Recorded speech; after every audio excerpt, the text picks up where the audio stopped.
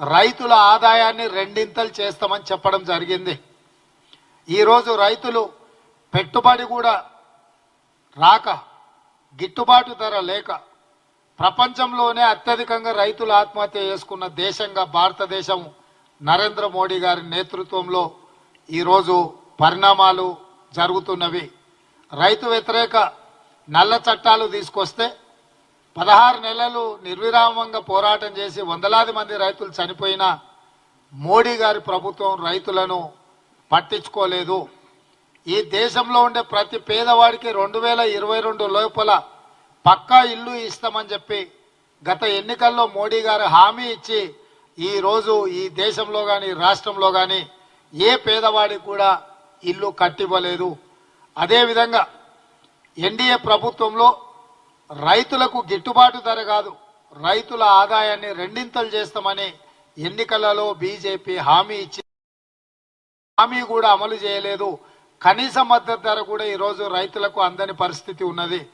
రైతులు పండించిన పంట కొనుగోలు చేయలేని పరిస్థితుల భారతీయ జనతా పార్టీ ప్రభుత్వం ఉన్నది. చంద్రశేఖరరావు గారిని ఆదర్శంగా తీసుకొని పార్టీ ఫిరాయింపులను ప్రోత్సహించి ప్రభుత్వాలను పడగొట్టి ప్రజలనుకున్న ప్రభుత్వాలను విచ్ఛిన్నం చేయడంలో పెట్టినంత దృష్టి బీజేపీ ఎక్కడ ఎప్పుడు ప్రజల్ని కానీ నిరుద్యోగ యువకులను కానీ ఆదుకునే ప్రయత్నం చేయలేదు. ఏ విధంగా అయితే చంద్రశేఖరరావు రాష్ట్రాన్ని 7 లక్షల కోట్ల రూపాయల అప్పుల్లో ముంచిండో నరేంద్ర మోడీ గారు కూడా ఈ 10 సంవత్సరాలల్లా 100 లక్షల కోట్ల రూపాయల అప్పులు తీసుకొచ్చి దేశాన్ని ప్రపంచంలోనే పూర్తిగా దివాలా తీసిన దేశంగా నరేంద్ర మోడీ గారు నిలబెట్టిండు. కేసీఆర్ 7 లక్షల కోట్ల రూపాయల అప్పులు తీసుకొస్తే 10 సంవత్సరాలల్లా భారత ప్రధానమంత్రి నరేంద్ర మోడీ గారు 100 లక్షల కోట్ల రూపాయల అప్పు తీసుకొచ్చిండు. 140 కోట్ల ప్రజల నెత్తి మీద 100 లక్షల కోట్ల రూపాయల అప్పును నరేంద్ర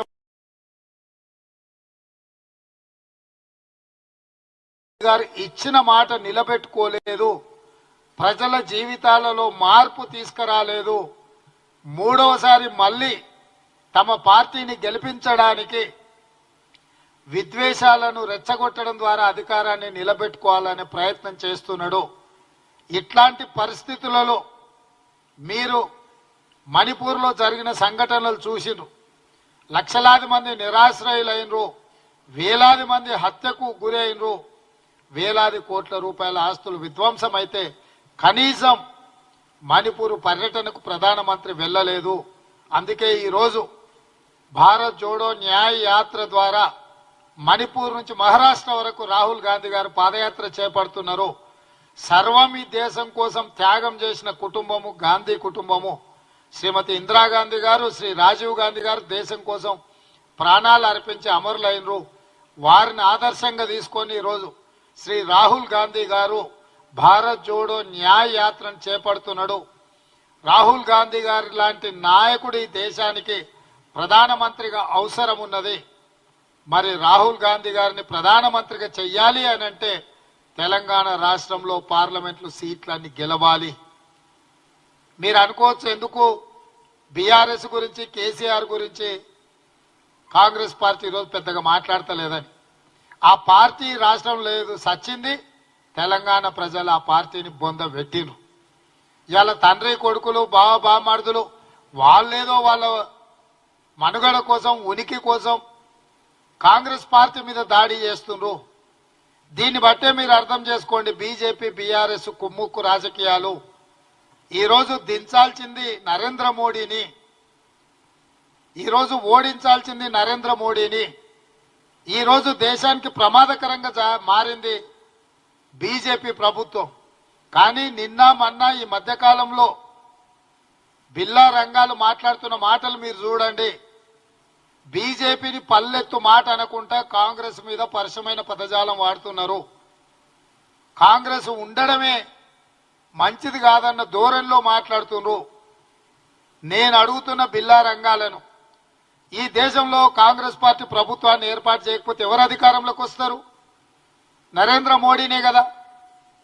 మరి కాంగ్రెస్ రాకుండా నిలువరించాలని మీరు చేస్తున్న ప్రయత్నము మూడోసారి ఈ దేశానికి నరేంద్ర మోడీని ప్రధానమంత్రిని చేయడానికి మీరు చేసుకున్న చీకటి ఒప్పందం ప్రజలకు అర్థం అవుతలేదని మీరు అనుకుంటున్నారా? కాబట్టి ఈరోజు బీఆర్ఎస్ కు ఓటు వేస్తే మూసీలో వేసినట్టే. ఇవాళ మోడీని బీజేపీని నిలువరించాలి అనంటే అది కాంగ్రెస్ పార్టీతోనే సాధ్యమవుతుంది. పునర్విభజన చట్టంలో పొందుపరిచిన అంశాలను సాధించుకోవాలంటే అడిగేది మేమే, ఇచ్చేది మేమే. ఈ ఎన్నికల్లో కేంద్రంలో కాంగ్రెస్ అధికారంలోకి వస్తేనే తెలంగాణకు ప్రజలకు ఇచ్చిన హామీలు 100% అమలు జరుగుతాయి. ఇంతకాలం కేసీఆర్ అడిగింది లేదు, మోడీ గారు ఇచ్చింది లేదు. ఇప్పుడు ఇచ్చేది మేమే, తెచ్చేది మేమే. తెలంగాణ ప్రజలకు ఇచ్చిన హామీలు అమలు జరగాలి అని అంటే ఈ రాష్ట్రంలో 17కు 17 సీట్లు కాంగ్రెస్ పార్టీ గెలవాలి.